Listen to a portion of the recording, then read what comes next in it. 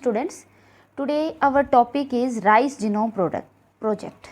Students, Rice Genome Project is the new topic. Okay students, ये CBSE ने पहली बार add किया है इस टॉपिक को. ह्यूमन जीनोम प्रोजेक्ट हम पढ़ चुके हैं स्टूडेंट्स. ह्यूमन जीनोम प्रोजेक्ट हमने पढ़ा है. यहाँ पर राइस जीनोम प्रोजेक्ट भी है. इससे भी क्वेश्चंस आएंगे स्टूडेंट्स, क्योंकि CBSE ने ये फर्स्ट टाइम यहाँ पर ऐड किया है, तो ऑब्वियसली क्वेश्चंस यहाँ से ज़रूर आएंगे. ओके बच्चों, तो जैसे हमने ह्यूमन जीनोम प्रोजेक्ट पढ़ा है, ऐसे ही राइस जीनोम प्रोजेक्ट को भी हम डिटेल में पढ़ेंगे बच्चों. First of all, what is the botanical name of rice? Botanical name of rice is Oryza sativa. Oryza sativa. Students, you know very well, rice is a monocot cereal. Okay, serial plant है एक rice और monocot है. Students, ये कहेंगे हम कि ये first plant है जिसका जीनोम को प्रोजेक्ट किया गया है, जिसकी सीक्वेंसिंग की गई है. स्टूडेंट्स, ये हम ये कह सकते हैं कि पहला एक प्लांट है. ह्यूमन जीनोम प्रोजेक्ट की तरह it is also a multi nation project बच्चों. Okay, it is also a multi nation project. Multi nation project कौन से होते हैं स्टूडेंट्स? जिसमें कई सारे नेशंस जो होते हैं हेल्प करते हैं, इन्वॉल्व होते हैं. That's called the multi nation project. Students, यहाँ पर हम बात करें जीनोम क्या होता है. सबसे पहले फर्स्ट ऑफ ऑल आपको जीनोम का पता होना चाहिए. What is the meaning of genome? Genome means complete genetic makeup. Okay student, complete genetic makeup is called genome. बच्चों, जीनोम में हम कंप्लीट जेनेटिक मेकअप पढ़ते हैं. मीन्स जितने भी टोटल नंबर ऑफ क्रोमोसोम्स हैं सबको हम ह्यूमन जीनोम मतलब ये कहेंगे जीनोम के अंदर पढ़ेंगे. चाहे सीक्वेंस कोडिंग सीक्वेंस है एंड नॉन कोडिंग सीक्वेंस भी, नॉन कोडिंग सीक्वेंस भी, दोनों ही जीनोम के अंदर आते हैं बच्चों.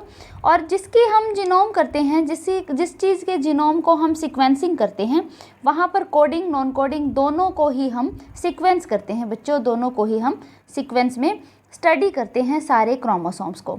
Students, you know very well that rice have 12 number of chromosome. 12 number of chromosome. और इसके साथ साथ मैं बताऊं आपको, तो 2n अगर हम देखेंगे, डिप्लॉयड कंडीशन देखेंगे, तो यहाँ पर डिप्लॉयड कंडीशन के अंदर 24 क्रोमोसोम होंगे बच्चों. ओके, 24 क्रोमोसोम यहाँ पर होंगे. स्टूडेंट्स, यहाँ पर दिस प्रोजेक्ट, इसकी कुछ कैरेक्टरिस्टिक्स फीचर्स हैं जैसे हमने ह्यूमन जीनोम प्रोजेक्ट में पढ़ी थी.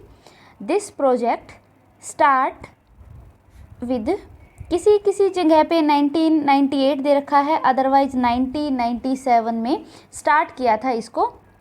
Okay, with the help of IRGSP. What is the meaning of IRGSP?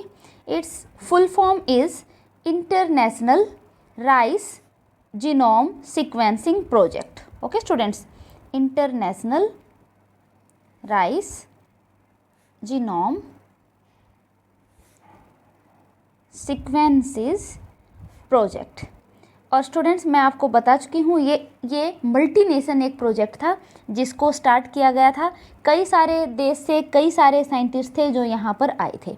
Okay बच्चों, और इसमें फिर आता है गोल क्या थे इसके, या फिर ये कहेंगे कि आफ्टर सीक्वेंसिंग क्या पता चला यहाँ पर. तो स्टूडेंट्स, यहाँ पर ये बताया गया almost 430 million bases are present here. Okay, और कई जगह पर 420 बेस पेयर्स भी दे रखे हैं यहाँ पर. Okay students, and total number of genes are 37544. Okay, sorry, total 37544 non transposable elements are present here. Non transposable elements. बच्चों, अब आपको ये पता होगा कि ट्रांसपोजेबल एलिमेंट्स क्या होते हैं, नहीं बताया तो बता देती हूँ। ट्रांसपोजेबल एलिमेंट्स होते हैं, ये जीन के बारे में बताया गया है आपको। जो ट्रांसपोजेबल जीन्स होते हैं वो जीन्स कैन ट्रांसफ़र, जो एक जगह से दूसरी जगह पर ट्रांसफ़र हो सकते हैं, can transfer from one place to another in the sequence. In sequence मतलब सेम सीक्वेंस के अंदर जो ट्रांसफ़र होते रहते हैं जीन, इनको जंपिंग जीन भी बोलते हैं स्टूडेंट्स। तो एक जगह से दूसरी जगह पर जब ये ट्रांसफ़र होंगे that is called transposable elements. और यहाँ पर नॉन ट्रांसपोर्टेबल जो एलिमेंट्स होते हैं, नॉन ट्रांसपोजेबल जो एलिमेंट्स हैं, दीज आर 3, 7, 5, 4, 4। बच्चों यहाँ पर बताया गया है कि क्रोमोसोम 1 and 3, हमें पता है टोटल नंबर ऑफ 12 क्रोमोसोम है यहाँ पर। Then chromosome 1 and 3 have highest gene density, यानी कि सबसे ज़्यादा जो जीन होते हैं वो क्रोमोसोम 1 and 3 के अंदर प्रेजेंट होते हैं। फिर उसके बाद ये बताया है students chromosome number 11 and 12। Students chromosome number 11 को इंडिया ने सीक्वेंस किया था, ये एक बहुत ही अच्छी इन्फॉर्मेशन है। 11 and 12 have lowest gene density. Okay, these have lowest gene density. क्या मतलब है इस बात का, लोवेस्ट जीन डेंसिटी, यानी कि इस क्रोमोसोम में कम जीन हैं और क्रोमोसोम 1 और 3 में ज़्यादा जीन हैं। ओके स्टूडेंट्स, उसके बाद फिर है कि जो क्रोमोसोम 8 हैं एंड क्रोमोसोम 12 हैं। क्रोमोसोम 8 और 12 के अंदर यहाँ पर जो हैं ट्रांसपोजेबल एलिमेंट्स प्रेजेंट होते हैं। दे हैव ट्रांसपोजेबल एलिमेंट्स, यहाँ पर ट्रांसपोजेबल एलिमेंट्स यहाँ पर प्रेजेंट होते हैं students. And nextly 35% of repeated sequence are present here. जो रिपीटेड सीक्वेंस हैं वो 35% होते हैं। स्टूडेंट्स ह्यूमन जीनोम प्रोजेक्ट में भी हमने पढ़ा है कुछ रिपीटेड सीक्वेंस होते हैं जो कि फिंगर प्रिंटिंग के लिए हेल्प करते हैं। तो यहाँ पर भी हेल्प करते हैं, ये फिंगर प्रिंटिंग में कह सकते हैं एक तरह से, यहाँ पर भी रिपीटेड जो हैं वो स्टार्ट होते हैं। ओके बच्चों, रिपीटेड जो हैं सीक्वेंसेज होते हैं। स्टूडेंट्स यहाँ पर बताया गया है कि किस किस नेशन ने, किस किस कंट्री ने कौन से क्रोमोसोम को सीक्वेंस किया है। तो क्रोमोसोम जो फर्स्ट होता है, फर्स्ट क्रोमोसोम को जापान ने एंड कोरिया ने सीक्वेंस किया है स्टूडेंट्स। क्रोमोसोम 2 की हम बात करें तो यूनाइटेड किंगडम ने इसको सीक्वेंस किया है, यूनाइटेड किंगडम, और साथ की साथ यहाँ पर कनाडा। ओके बच्चों, इसके साथ जो क्रोमोसोम 3 है उसको यूएसए ने सीक्वेंस किया है। क्रोमोसोम 4 स्टूडेंट्स यहाँ पर चाइना ने सीक्वेंस किया है। बच्चों एक बात और, चाइना यहाँ पर ये कहेंगे हम, बेसिकली जो ओरिजिन हुआ था राइस का वो ओरिजिन चाइना में ही हुआ था। ओरिजिन ऑफ राइस यहाँ पर चाइना में ही हुआ था। सबसे पहले चाइना में बताया गया है कि जो राइस थे उनका जो है प्रोडक्शन हुआ था। इसके बाद क्रोमोसोम 5 जो है ताइवान में हुआ था। ओके, क्रोमोसोम 6 को जापान में किया था। क्रोमोसोम 7 और 8 को अभी मतलब बताया नहीं है, ये सीक्वेंस हुआ नहीं है, हम ये कहेंगे। क्रोमोसोम 9 जो है वो थाईलैंड में सीक्वेंस हुआ था। क्रोमोसोम 10 होता है स्टूडेंट यूएसए में सीक्वेंस हुआ था।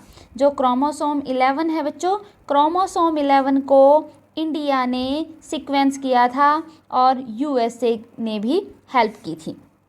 क्रोमोसोम जो 12 होता है वो फ्रांस ने सीक्वेंस किया था। बच्चों इतने ही क्रोमोसोम हैं, 12 ही क्रोमोसोम हैं। अलग अलग नेशंस को ये बांट दिए थे कि आप लोग ये वाले करो, आप लोग ये वाले करो, तो उन्होंने इनको सीक्वेंस किया है स्टूडेंट्स नेक्स्ट आता है एप्लीकेशन क्या है, क्या ज़रूरत थी राइस जीनोम प्रोजेक्ट की। बच्चों एक तो राइस की डिमांड बहुत ज़्यादा है, चाइना जैसी कंट्री में बहुत ज़्यादा राइस को खाया जाता है, बहुत ज़्यादा यूटिलाइजेशन है राइस की। जैसे हमने अपने इंडिया के अंदर भी बिहार हैं, यूपी हैं, काफ़ी सारे राइस का कंजप्शन किया जाता है। तो स्टूडेंट्स राइस की क्वालिटी को, क्वांटिटी को इम्प्रूव करने के लिए जो क्रॉप क्वालिटी है, क्रॉप की जो क्वालिटी है, क्वांटिटी है, उनको इम्प्रूव करने के लिए यहाँ पर जो है सीक्वेंसिंग की ज़रूरत थी। सबसे पहले तो हम ये कह सकते हैं to understand the plant evolution, plant के इवोल्यूशन के बारे में हम पढ़ सकते हैं with the help of the genome project. Second फिर आता है to understand the difference between monocot and dicot, monocot और डाइकोट के बीच में सीक्वेंसिंग में मतलब ये कहेंगे हम इवोल्यूशनरी पॉइंट ऑफ व्यू से यहाँ पर हम पता लगा सकते हैं कि क्या डिफरेंस है। उसके बाद है to improve the nutritive quality, nutritive जो क्वालिटी है उसको इम्प्रूव करने के लिए भी हम यहाँ पर ह्यूमन जीनोम ये जो है राइस जीनोम प्रोजेक्ट का यूज कर सकते हैं। उसके बाद है development of gene specific marker, gene specific marker का भी हम यहाँ पर यूज करते हैं। स्टूडेंट्स हमने ह्यूमन जीनोम प्रोजेक्ट में पढ़ा था कि मेथडोलॉजी एक मतलब पढ़ा था हमने ह्यूमन जीनोम प्रोजेक्ट में, जिसमें मेथड बताया था कि कैसे सीक्वेंस किया जाता है। अगर नॉर्मली हम देखें बच्चों तो कुछ स्टेप्स हैं। सबसे पहले हम डीएनए को एक्सट्रैक्ट करते हैं, डीएनए एक्सट्रैक्ट करने के बाद उसको रेस्ट्रिक्शन एंडोप्लाज्मिक की हेल्प से, रेस्ट्रिक्शन एंडोन्यूक्लियस एंजाइम की हेल्प से उसको फ्रैगमेंट्स में तोड़ते हैं। स्टूडेंट्स हम डीएनए को फ्रैगमेंट्स में कट कर लेते हैं, उसके बाद उसकी सीक्वेंसिंग करते हैं। ये सारी प्रोसेस बहुत डिटेल में बताई गई है बच्चों ह्यूमन जीनोम प्रोजेक्ट में। इसके बाद वेक्टर एक यूज किए गए थे बच्चों, ह्यूमन जीनोम प्रोजेक्ट में वेक्टर यूज किए गए थे, और यहाँ पर भी जो वेक्टर यूज किए गए हैं राइस जीनोम प्रोजेक्ट में बच्चों स्पेशल वेक्टर हैं, जैसे कि यैक, जैसे कि बैक और पैक।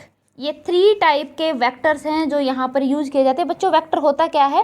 वेक्टर है जो कैरी करते हैं किसी भी चीज़ को। ई कोलाई के अंदर डालने के लिए हमें एक वेक्टर के अंदर इंजेक्ट करना होता है इन सीक्वेंसेस को, तो वहाँ पर वेक्टर कौन कौन से हैं? यैक की फुल फॉर्म होती है बच्चों यीस्ट आर्टिफिशियल क्रोमोसोम, ये यीस्ट की हेल्प से बनाया जाता है यीस्ट आर्टिफिशियल क्रोमोसोम्स जो vector as a vector use होता है। बैक की फुल फॉर्म होती है बैक्टीरियल आर्टिफिशियल क्रोमोसोम। पैक की फुल फॉर्म होती है बच्चों एक पीआई प्लाज्मिड है, PI plasmid that is used as the vector. Students यहाँ पर कुछ इंपॉर्टेंट फुल फॉर्म है वो भी पूछी जा सकती हैं आपके एग्जाम पे, जैसे कि BGI Beijing genomics project, IRRI international rice research institute, CAAS Chinese academy of agriculture sequences. और एक और बात है बच्चों जो याद रखने की है यहाँ पर कि 99% जो जीन होते हैं these are the functional gene. Students in case of rice 99% जो जीन हैं वो फंक्शनल होते हैं बच्चों। ओके ये बहुत ही इंपॉर्टेंट टॉपिक है बच्चों, न्यू टॉपिक है, अभी अभी आपके सिलेबस में आया है तो इसको पढ़ना बहुत ज़रूरी है। ओके स्टूडेंट्स, तो इसको आप बुक में ये टॉपिक नहीं दिया हुआ है, यूट्यूब से या फिर गूगल से आप इसको रीड कर सकते हो, तो चैनल को लाइक और सब्सक्राइब जरूर करिए।